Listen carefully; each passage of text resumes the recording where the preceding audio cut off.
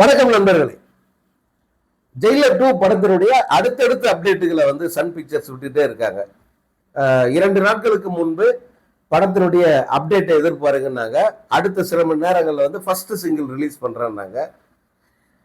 இதனுடைய பின்னரை நம்ம ஏற்கனவே சொல்லிட்டோம். இவங்க இந்த படம் ரிலீஸ் ஆகிறது தள்ளி போகுதுன்னு சொல்லிட்டு ஒரு வதந்தியை கிளப்ப, அந்த வதந்திக்கு ஒரு செருப்படி கொடுக்குற மாதிரி அவங்க இந்த அப்டேட்டை விட்டாங்க. அதுக்கு அடுத்து என்ன பாட்டை ரிலீஸ் பண்ண போறோம், என்ன ரசிகர்களுக்கு ஒரு பெரிய எதிர்பார்ப்பு இருந்தது. அந்த டீசருக்கு வந்த பாட்டு அதை விடுவாங்களா, அது செம்மையா இருந்தது அப்படின்னு எல்லாம் கேட்டுக்கிட்டு இருந்தாங்க. இப்ப சன் பிக்சர்ஸ் அதற்கு ஒரு அப்டேட் கொடுத்துருக்காங்க. இது ரசிகர்கள் எதிர்பார்ப்பை விட பல மடங்கு அதிகமான ஒரு ஒரு சர்ப்ரைஸா அவங்களுக்கு இருக்கு. என்ன பாட்டு அப்படிங்கிறது ஒரு கிளிம்ஸ் விட்டுருக்காங்க. அட்டகாசம், அதிரடி தூள் கிளப்பிட்டாரு அனிருத் அப்படின்னு சொல்ற அளவுக்கு அந்த பாட்டு இருக்கு. அல்லா போலேலா அப்படின்ற ஒரு சாங்கு. பாட்டு வரியெல்லாம் அதுல பார்க்க முடியாது. இதுக்கு மேல பாட்டு வரிக்கு அர்த்தமே இல்லை, தேவையே இல்லை அப்படிங்கிற மாதிரியான ஒரு நிலையை அனிருத் கொண்டாந்துட்டாரு. பட் அந்த பாட்டு, அதற்கான இசை, அந்த குரல், இது மூணுமே கேட்ட உடனே துள்ளாட்டம் போட வைக்கும். கேட்ட உடனே ஒவ்வொரு ரசிகரும் பித்து பிடிச்சு ஆடுற அளவுக்கு ஒரு துள்ளலான ஒரு இசையை அந்த பாட்டுக்கு கொடுத்திருக்காரு. இது கிட்டத்தட்ட ஜெயிலர் படத்துல எப்படி தமன்னாவுடைய பாட்டை ரிலீஸ் பண்ணி மிகப்பெரிய ஒரு வைரல் அதை மாத்தினாங்களோ, அதே பேட்டர்ல இந்த படத்துக்கும் இந்த பாட்டை விடுறாங்க. அதுல இந்த நூ காவாலியா அப்படின்னு அந்த பாட்டு, அது தமன்னா டான்ஸ் தான் அதுல ரொம்ப ஹைலைட்டா இருந்தது. அதே போல அந்த பாட்டுல ஒரு 2 செகண்ட் இல்ல 3 செகண்ட் தான் ரஜினி வருவாரு, ஒரு சும்மா ஒரு ஸ்டெப் போட்டு போயிடுவாரு. நம்மெல்லாம் அப்ப நினைச்சது ஆரம்பத்துல, சரி தலைவர் இதுல 2 சும்மா இதுல காட்டுறாங்க, பாட்டு படத்துல பார்க்கும்போது ஃபுல்லா வருவாரு அப்படின்னு நம்பி போனோம். ஆனா கடைசியில அவரை இதுல 3 செகண்ட் காமிச்சுட்டு அடுத்த 2 செகண்ட் பின்னாடி தள்ளிடுவாங்க. இந்த பாட்டுலயும் ரஜினி அப்படியே சும்மா கெத்த நடந்து வர்ற மாதிரியான ஒரு காட்சி வச்சிருக்காங்க. முழு பாட்டையும் பார்க்கும்போது தான் அது என்னன்னு தெரியும். ஆனா உண்மையாவே ரஜினி சாரோட அந்த கேஷுவல் லுக் ஸ்டன்னிங்கா, எந்த நடிகருக்குமே வாய்க்காத ஒரு விஷயங்கிறது அதுதான்.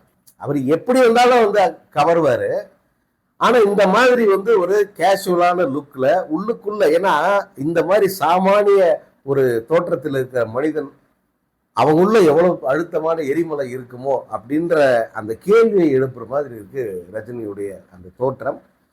இந்த பாட்டுக்கு டான்ஸ் ஆன நடிகை தான் ஆச்சரியம். ஏன்னா அந்த நடிகை அடுத்த அசின் அப்படின்னு பாராட்டப்பட்ட ஒரு நடிகை. இந்த அடுத்த அசின் அப்படின்னு சொன்னது யார் தெரியுமா? இப்போதைய முதல்வராக இருக்கிற திரு விஜய் அவர்கள். அவர் தான் இந்த முனியாண்டி விலங்கியல் 3ஆம் ஆண்டுன்னு ஒரு படம், அந்த படத்துக்கான இசை வெளியீட்டு விழா எங்க நடந்ததுன்னா ஓஎம்ஆர்ல இருக்கிற ஒரு நட்சத்திர ஹோட்டல்ல நடந்து, அதுல விஜய் கலந்துகிட்டார். ரொம்ப அரிதாத்தான் கலந்துக்குவார். அந்த விழாவில் கலந்துக்கிட்டு பாட்டை ரிலீஸ் பண்ணிட்டு, அந்த படத்தினுடைய நடிகையா வந்த பூர்ணா, அவங்க பேர், இந்த பூர்ணாவை பார்த்துட்டு அப்படியே அசின் மாதிரியே இருக்கீங்க, அடுத்த அசின் நீங்க தான் அப்படின்னு அவர் வாழ்த்திட்டு போனார். அது நடக்கல, அது பழிக்கலன்றது வேற. பட் நடிகை திறமையான நடிகைன்னு பேர் எடுத்தாங்க. பட் பெரிய அளவுக்கு அவங்களால முன்னணி நடிகையா வர முடியல. அப்படியே ஒரு ரவுண்டு வந்துட்டு அதுக்கப்புறமா திருமணம், குழந்தைகள் அப்படின்னு துபாயில செட்டில் ஆயிட்டாங்க. அதுக்கப்புறம் மகேஷ் பாபுவோட ஒரு படத்துல அவங்க தோன்றி இருந்தாங்க, ஒரு பாட்டுக்கு மட்டும். அதுல பார்த்தா பக்கா ஒரு ஆன்டி லுக்கு இருந்துச்சு அவங்களுக்கு. ஒரு 40-50 வயசு ஆன்டி லுக்கில் இருந்தாங்க அவங்க. அதே பொண்ணு, அதே ஆன்டி இப்ப பார்த்தா நம்ப முடியாத அளவுக்கு தோற்றம் மாறி இருக்கு. உடல் பருமன் குறைஞ்சு போயிருக்கு. இப்பதான் நடிக்க வந்த ஒரு பொண்ணு மாதிரி அவங்க அந்த பாட்டுக்கு டான்ஸ் ஆடுறாங்க. பேரை மாத்திட்டாங்க, ஷாம்னா கசின் அப்படின்னு மாத்திக்கிட்டு இந்த பாட்டுக்கு அவங்க நடனம் ஆடுறாங்க. அந்த பூர்ணா தான் இந்த ஷாம்னா. அந்த டான்ஸை தமன்னா டான்ஸ் மாதிரியே தான், அதே மாதிரி தான் நமக்கு அந்த நினைவுக்கு வருது. அதுல ரஜினி சார் நடந்து வர்ற மாதிரியான ஒரு காட்சி. இதுல ஒரு ஒரு என்ன மிஞ்சி போனா ஒரு 10 செகண்ட் தான் அந்த பாட்டு வரும். ஆனா நீங்க ரிப்பீட் மோட்ல அதையே கேட்க வைக்கிற அளவுக்கு அனிருத் கலக்கியிருக்கார். இந்த தலைமுறையை பொறுத்த வரைக்கும், அதாவது இளையராஜாங்கிறவர் எல்லா தலைமுறைக்கும் அவர் ஏத்த ஒரு பொதுவான ஒரு ஒரு ஒரு அடையாளம். அவர் தமிழ் சினிமா இசையினுடைய ஒரு அடையாளம் யாருன்னா இது இளையராஜா. அவர் கூட யாரையுமே கம்பேர் பண்ண யாரையுமே சீரியஸாக யாருமே கம்பேர் பண்ண முடியாது அவர் கூட. ஏஆர் ரஹ்மான் வந்து அவர் ஒரு பேட்டர்ன், அவர் வந்து ஒரு குறிப்பிட்ட காலகட்டத்தில் வந்து அப்போ இருந்த அந்த ரசிகர்களை ஈர்த்தார். இப்போ ஏஆர் ரஹ்மான் பாட்டுக்கு எவ்வளவு பேர் ஃபயர் விடுறாங்க? நத்திங். ஆனா இந்த தலைமுறையை பொறுத்த வரைக்கும் அனிருத் தான் வந்து அசைக்க முடியாத இடத்துல இருக்காருன்றதுல மாற்று கருத்துக்கே இடமில்லை. அந்த அளவுக்கு வந்து ரசிகர்கள் மனம் அறிந்து அவங்களுடைய ரசனை அறிந்து பாட்டு போடுற ஒரு இசையமைப்பாளர்னா அது இப்போ வந்து அனிருத் தான் அப்படிங்கிறத இந்த பாட்டுல வந்து நிரூபிச்சிருக்காரு. எனக்கு இந்த ஜெயிலர் 2-வை பொறுத்த வரைக்கும் ஒரு இன்னும் ஒரு 3 பாடல்கள் இருக்கும் அப்படின்னு நான் நம்புறேன். இந்த பாட்டு அதிரடியா இருக்கு. அதுக்கு அடுத்த ஒரு பாட்டு அந்த டீசருக்கு வந்தது, அந்த பாட்டு ஒன்று இருக்கு. அந்த ஹுக்கும் பாட்டை கூட இல்லை திரும்ப ரிப்பீட் ஆகும்னு நினைக்கிறேன். இன்னும் ஒரு பாட்டு கூட வருவதற்கு வாய்ப்பு இருக்கு. ஆனால் எல்லா பாடலுமே வந்து தெரிக்குது, பட்டாசா இருக்கு. அப்படி ஒரு இசை. அதில் இதுல இந்த பாட்டுக்கு அந்த குரல் இருக்காது, அனிருத் வாய்ஸ் தான் நினைக்கிறேன். அந்த குரலும் சரி, அந்த டான்ஸ், அந்த பின்னணியும் சரி, ரஜினி சாருடைய அந்த நடையும் சரி, பார்ப்பவர்களை வந்து கண்களை அகலாமல் அந்த திரையிலேயே வந்து அப்படி கட்டி போடுது அப்படின்னு சொல்லணும். இது நாளைக்கு பாட்டு ரிலீஸ் ஆகுது.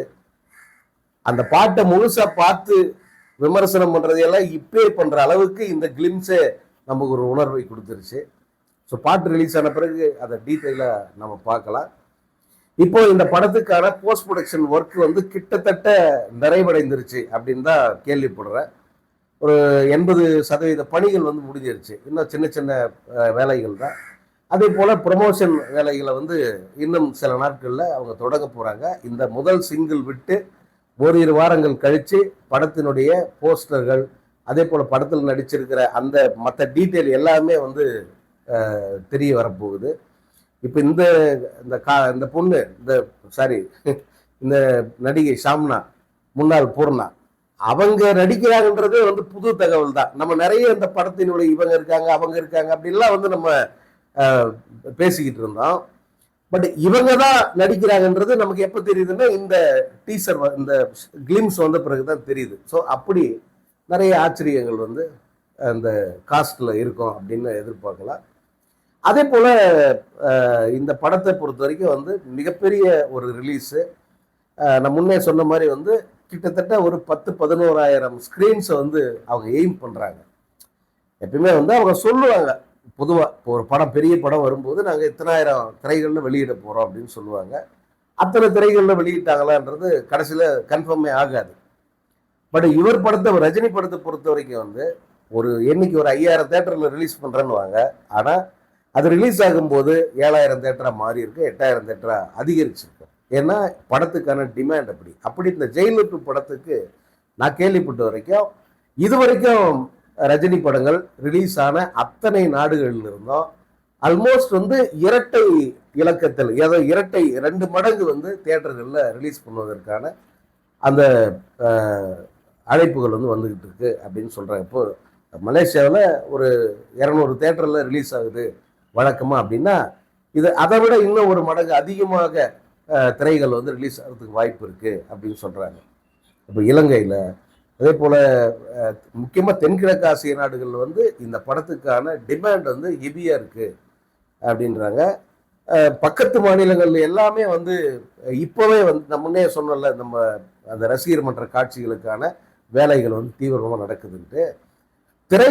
தியேட்டர்ஸ் வந்து மற்ற படங்களுக்கு கொடுக்குற முன்னுரிமையை விட இந்த படம் ஜெயிலர் 2 தான் வந்து இம்பார்ட்டன்ட் அப்படின்னு சொல்லிட்டு இந்த படத்துக்கு முன்னுரிமை தர ஆரம்பிச்சிருக்காங்க. ஸோ இந்த ட்ரெண்டை பார்க்கும்போது இதுவரை எந்த ரஜினி படமும் வெளியாகாத அளவுக்கு மிகப்பெரிய எண்ணிக்கையில் தியேட்டர்களில் வந்து இந்த படம் ரிலீஸ் ஆகிறதுக்கு வாய்ப்பு இருக்கிறது. ஸோ அந்த விவரங்களை எல்லாம் வந்து நம்ம சேகரிச்சுக்கிட்டு இருக்கோம். குறிப்பாக யூஎஸில், கனடாவில், ஆஸ்திரேலியாவில், இங்கெல்லாம் வந்து ஐரோப்பிய நாடுகளில், இங்கெல்லாம் வந்து முன்பை விட ஒரு 50% தியேட்டர் எண்ணிக்கை வந்து ஸ்க்ரீன்ஸ் வந்து அதிகரிக்கும் அப்படின்னு சொல்கிறாங்க. ஸோ அந்த விவரங்கள் எல்லாம் முழுசாக திரட்டிய பிறகு வந்து மீண்டும் சந்திப்போம்.